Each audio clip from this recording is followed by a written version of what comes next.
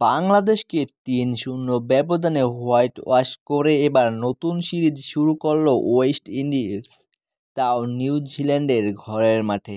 এবং নিউজিল্যান্ডের ঘরের মাঠেই প্রথম টি-২০ ম্যাচে নিউজিল্যান্ডকে ৭ রানের ব্যবধানে হারিয়ে সিরিজ শুরু করল ওয়েস্ট ইন্ডিজ।